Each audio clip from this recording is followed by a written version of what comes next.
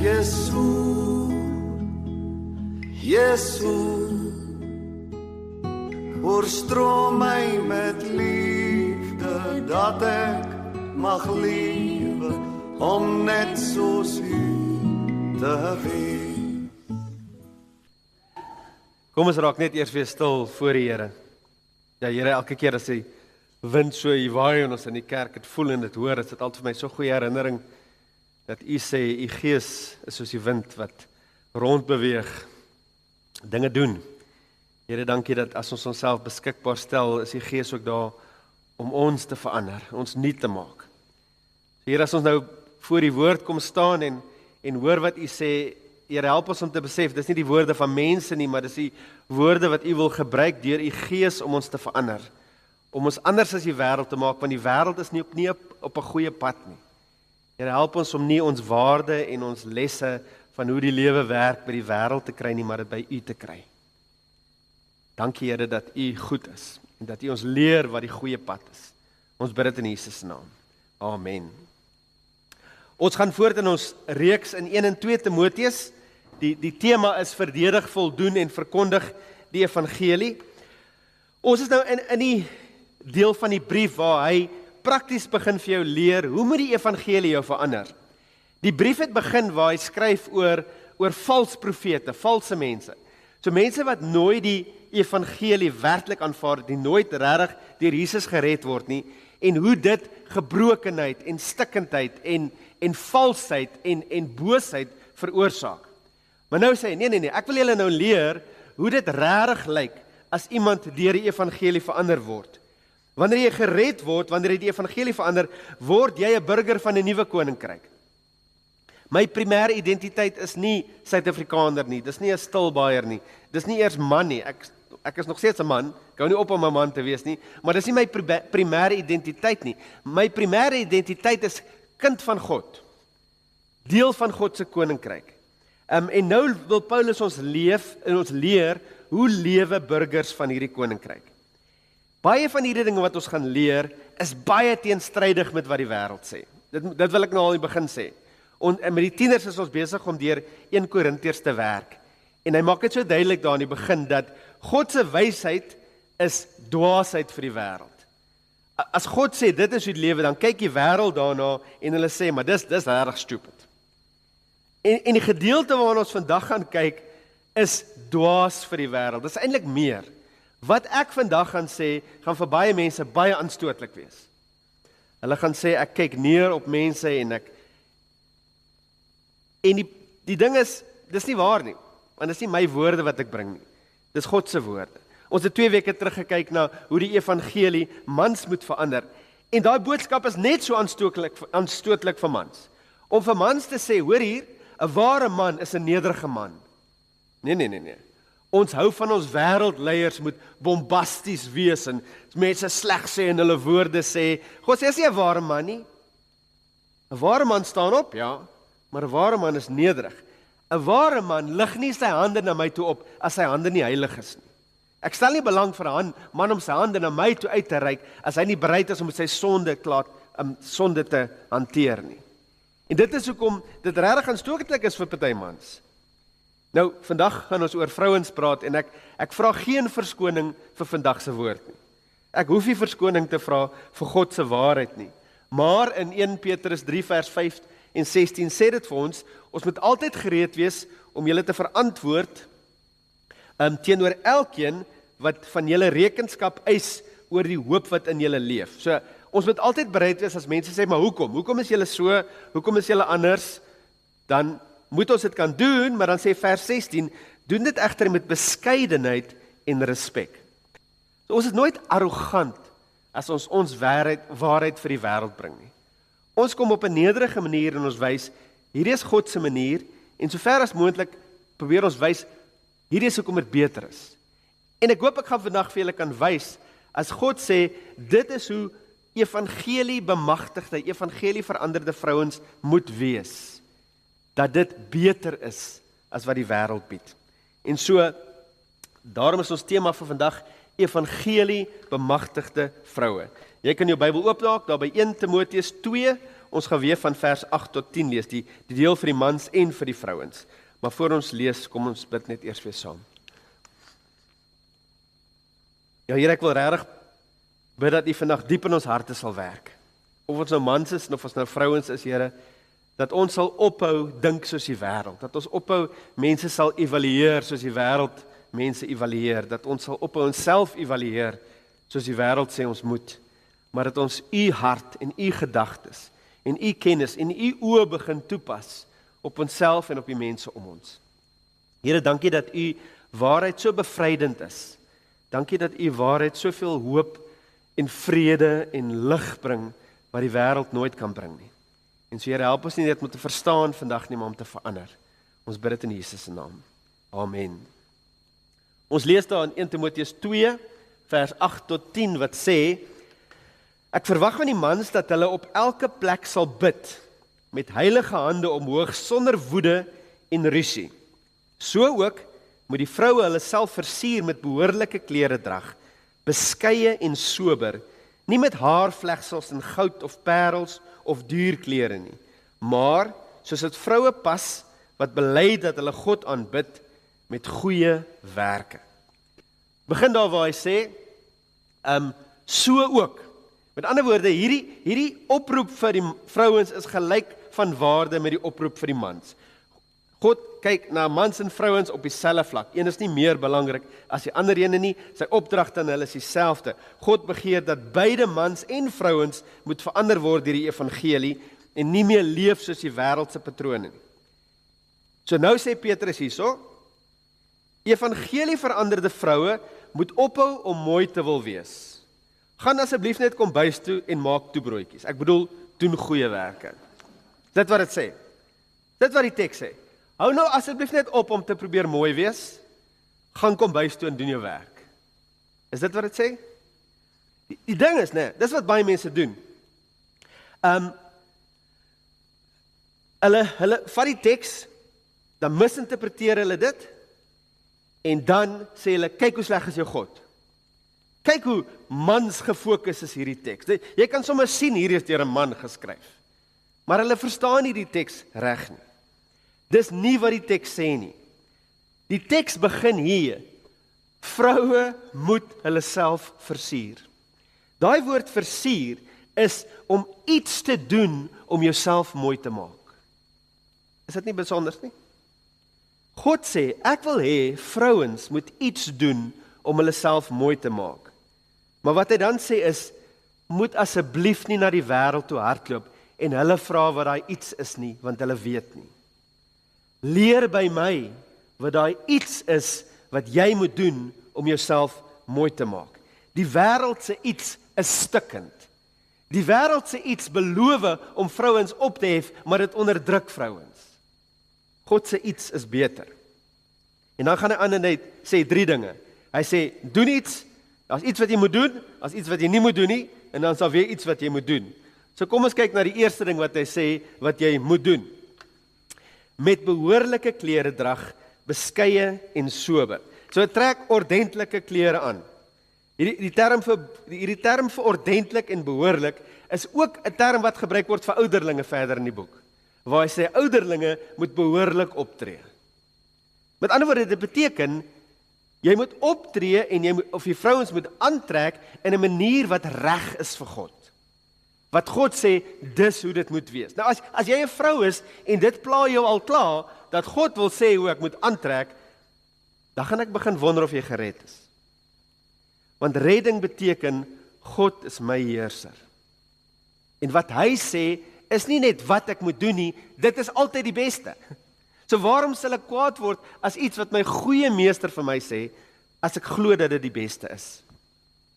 So dan verduidelik hy vir ons hoe lyk behoorlike kleredrag. Dis beskeidenheid en dis sober. Nou hierdie sober het niks met alkohol te doen nie. 'n Ander term in die Bybel sal wees selfbeheersing of om daaroor na te dink. Okay, so wat beteken dit om beskeie aan te trek? Die Engels daarvoor is modest. Dis hierdie idee van om 'n gevoel van eerbaarheid te hê as ek klere aantrek. Daar's 'n bekende 'n quote wat iemand gesê het, en sy het gesê, jou klere moet styf genoeg wees om te wys dat jy 'n vrou is, maar los genoeg om te wys dat jy 'n dame is. Ek dink dit is nogal goed gestel. Hierdie persoon het self nie daarna geluister nie, maar sy het dit gesê. Okay. Beskeidenheid beteken dat wanneer mense na jou kyk, sien hulle jou nie as 'n seksuele voorwerp nie.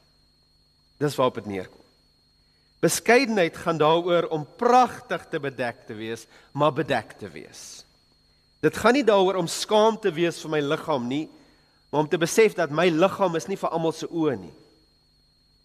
Hierdie is 'n moeilike ding vir party meisies wanneer hulle begin groot word. Want as jy jonk is, ek meen dis so sorgvry. Jy gryp jou klere uit die kas en jy trek aan en dan moet jy besef daar kom 'n stadium waar ek moet begin dink oor hoe ek aantrek. Daar's 'n stadium waar ek nie net kan doen wat ek wil nie. Ek moet begin dink, trek ek beskeie aan. So dis die beskeidenheid daarvan. Die selfbeheersing is om te sê, ek trek verstandig daaraan. Ek weet oor hoe ek aantrek, beïnvloed die mense om my, en dit beïnvloed hoe hulle my behandel. Nou, dis duidelik, as jy van nature fisies mooi is, kan jy baie dinge kry, deur hoe jy aantrek, en hoe jy jouself, hulle praat daarvan as die beauty tax, skoonheidsbelasting. Die een meisie wat gesê, ek hoef nog nooit in my lewe vir my eie drankie te betaal het nie. My liggaam doen dit vir my. Maar dit kom teen 'n prys. As ek mense begin trek met my uiterlike, dan begin hulle my behandel soos 'n fisiese objek. Een ding wat ons baie keer vir die tienermeisies ook sê, is om te onthou, uiterlike skoonheid kan 'n man vang, maar dit kan hom nie hou nie. As jy moet dink hoeveel van hierdie bekende Hollywood en filmsterre, die mooiste mans, die mooiste vrouens, hierdie ou kry die vrou wat die hele wêreld begeer, hopelik die ongeredde mense begeer, en dan verneek hy op haar. Dan dink jy, maar sy is dan so mooi. Uiterlike skoonheid kan 'n man vang, maar dit kan hom nie hou nie. Nou ek moet net 'n verskriklike belangrike ding hier ook sê, om dit net bietjie in balans te bring. Mans kan nooit 'n vrou blameer as sy aantrek op 'n sekere manier vir sy sonde nie. Dis belangrik. Veral 'n Christelike man kan nooit 'n vrou beskuldig vir sy sonde gebaseer op hoe sy aantrek nie. Mans word geroep om nie te kyk nie, en vrouens word geroep om nie te wys nie. Job sê, ek het 'n covenant, wat's covenant in Afrikaans? Ek het 'n gelofte met my oë gedoen om nie na 'n vrou in las te kyk nie. So 'n man, jy kan nie jou vrou as 'n verskoning gebruik, 'n vrou vir jou sondes nie. Okay. So dit is wat vrouens moet doen om mooi te wees. So dit sê nie, kry vir jou 'n boks, trek die hessie in sak, sit 'n boks oor jou kop, laat niemand kan sien hoe jy lyk nie. Versier jou, maar op 'n manier wat mense jou leer ken en nie jou liggaam nie. Dat wie jy is, wys, nie wat jy het nie. Die tweede ding dan wat hy dan nou sê, is wat jy nie moet doen nie. En dan sê hy daar, nie met haarvlegsels en goud of parels of dierklere nie. Nou begin dit dink, dit raak nou 'n bietjie erg. So moet ons self nou afvra, is hierdie 'n blanket statement? Wat is Afrikaans vir blanket statement? Is dit altyd die reël?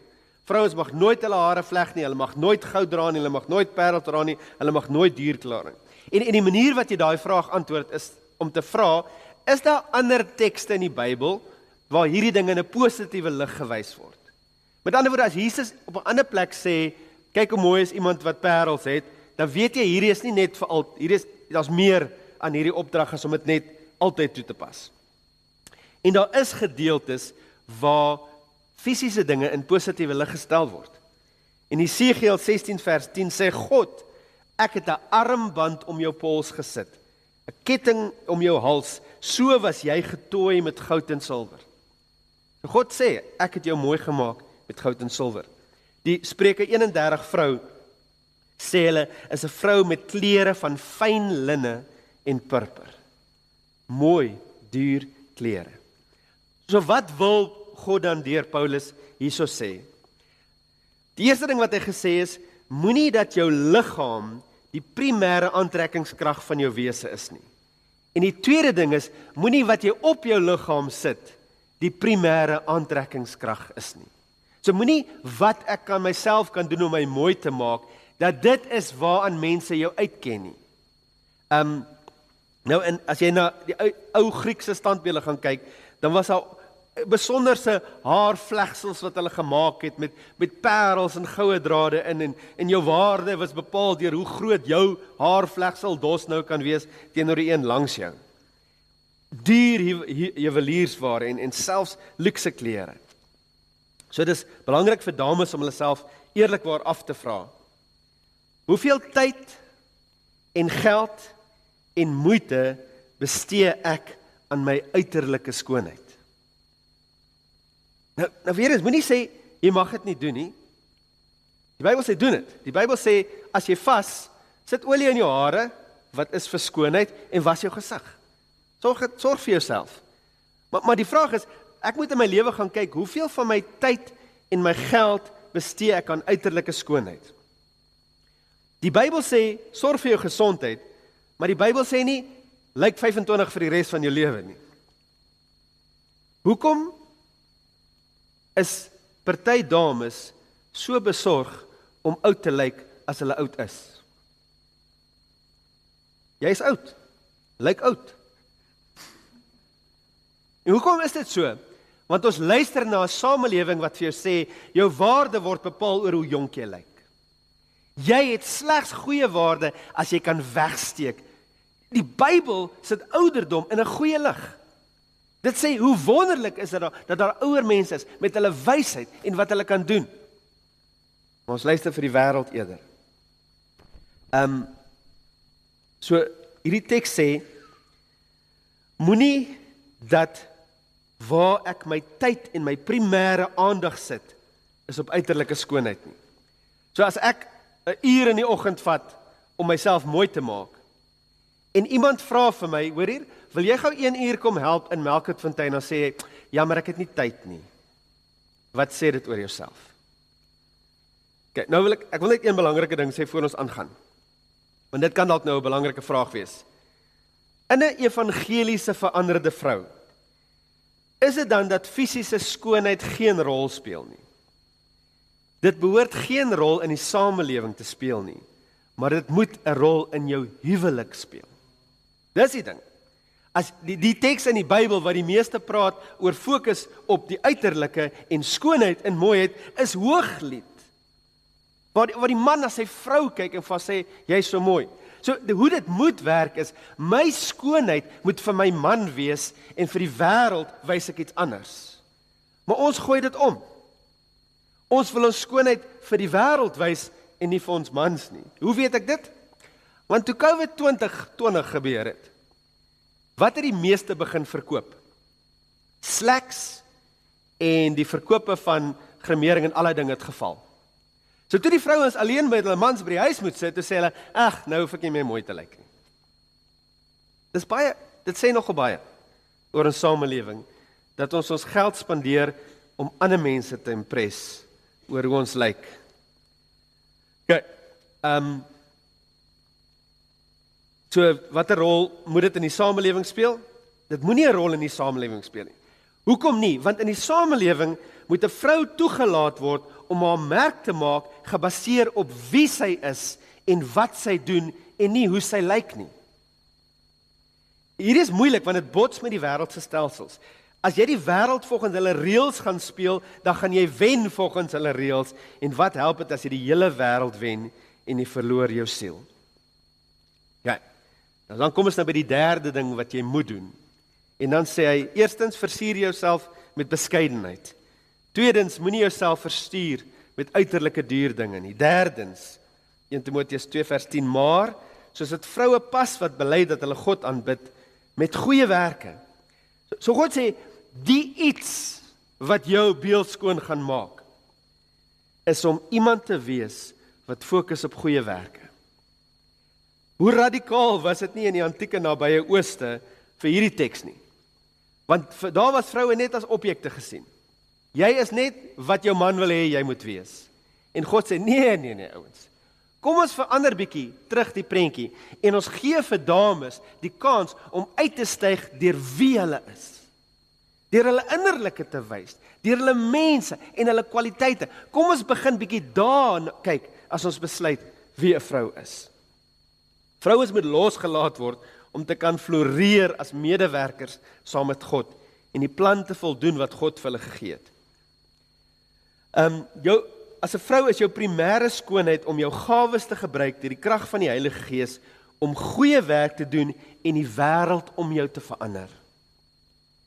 In Christelike terme, die mees aantreklike vrou is iemand wat jy sien en daar's net lig om haar en die mense om haar verander en wat sy doen is so goed. Okay, so gevolgtrekking dan nou is, as jy 'n vrou is, jy mag omgee oor hoe jy lyk. Jy mag. God sê versier jouself. En die ironie is dat party vrouens het heeltemal opgegee om te besorg te wees oor hoe hulle lyk, want hulle dink hulle kan nooit wen op wêreldse terme nie. Iemand wat besluit, ek gaan nooit so mooi wees soos wat die wêreld sê mooi is nie, so dan gaan ek heeltemal wegstap daarvan. Is dit nie hartseer nie? God sê jy mag iets doen om jouself mooi te maak. Maar kom leer by my wat daai iets is. Wil jy hê die wêreld moet jou meet op hoe jy lyk of wie jy is? Wat jy het om te bied? Aan die begin het ek gesê ek wil vir jou wys waarom God se weg beter is. Die wêreld se manier om mense te vergelyk en waarde te gee is oor hoe jy lyk en dis verskriklik onregverdig. Want dis omtrent totaal gebaseer op jou DNA. Jy het nie veel van 'n sê oor hoe jy eendag gaan lyk nie. Jy het te sê van of jy gesond gaan wees en of jy gesond gaan eet, en daar het jy 'n sê. Maar hoe jy gaan lyk, het jy nie veel van 'n sê nie. Dit jou ma en jou pa daar sou die sê. So is dit nie verskriklik onregverdig om 'n vrou se waarde te bepaal deur iets waaroor sy geen sê het nie. En God sê nee. Ek verwerp dit. Jou waarde gaan bepaal deur wat jy doen met wat ek vir jou gegee het. Die gawes, die talente, en so skielik is alle vrouens op dieselfde vlak. Jou DNA speel glad nie meer 'n rol nie. Alle vrouens wat kinders van die Here is, word gawes gegee en wat ek daarmee doen, bepaal my skoonheid. So as jy 'n vrou hierso is, laat die evangelie jou verander oor hoe jy jouself sien. As jy 'n man is, hou op om jou behandeling van vroue te gebaseer op hulle uiterlike skoonheid. Maak koneksie met die mens. En as jy 'n man is wat eendag 'n vrou moet kies, moenie jou besluit neem op grond van uiterlike skoonheid nie. Soek na 'n hart wat die Here liefhet en hom dien. Ek meen, as ek vir jou sê, jy moet iets kies, gaan jy dit baseer op die ding wat elke jaar slegter word, of elke jaar beter word? Die Bybel sê, uiterlik vergaan ons elke jaar al hoe meer, maar innerlik groei ons. So gaan ek my vrou kies op dit wat elke jaar al hoe slegter word, of dit wat elke jaar al hoe beter word? As jy 'n ouer is, lei jou dogters op waar hulle moet fokus. Leer hulle dat fisiese skoonheid is nie belangrik in die koninkryk van God nie. In die wêreld gaan jy dalk sukkel. Berei hulle voor daarvoor. Help hulle verstaan hoekom die wêreld so dink. Maar sê vir hulle, in hierdie huis en in hierdie gemeenskap van gelowiges, gaan jy nie geruit word oor hoe mooi jy is nie. As jy seuns het, lei jou seuns op om nie op uiterlike skoonheid te fokus nie.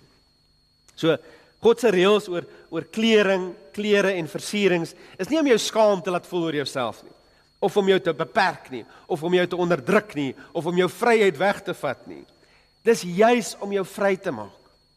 Dis juis om te sê, jy hoef nie onder die druk van die wêreld te lewe nie. Jy hoef nie onder hierdie verskriklike druk te sê, maar is jy mooi genoeg? Is jy mooi genoeg? Is jy mooi genoeg? Jy kan sê, hey, ek's 'n kind van die Here. Ek's goed. Ek's goed genoeg deur hom. En begin fokus op wat die Here vir jou gegee het om te doen. Want dis wat die wêreld verander. Kom ons bid saam. Nou Here, hier is baie dinge om te gaan oor nadink.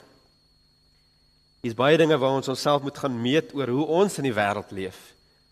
Hoe ons ander mense hanteer, hoe ons onsself hanteer. Here, ek wil regtig bid dat hierdie 'n bevrydende boodskap gaan wees vir vrouens wat vasgevall is in 'n wanbegrip van hulle waarde, deur hulle waarde te meet aan hoe hulle lyk.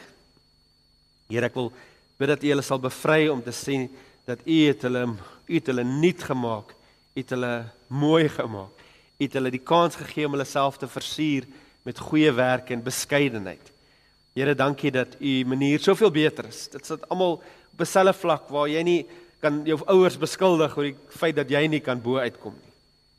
Maar Here, dankie dat U so bevrydend is. Dankie dat U 'n waarde sit in vrouens wat nooit daar was voor U nie gekom het nie. Voor Jesus nie met hierdie mense begin praat het nie. Here, dankie dat U ons leer wat die beste manier is. Help ons om dit nie net te weet nie, maar dit te leef. Ons bid dit alles in Jesus se naam. Amen. Jezus, Jezus, oorstroom my met liefde, dat ek mag lewe, om net soos U te wees.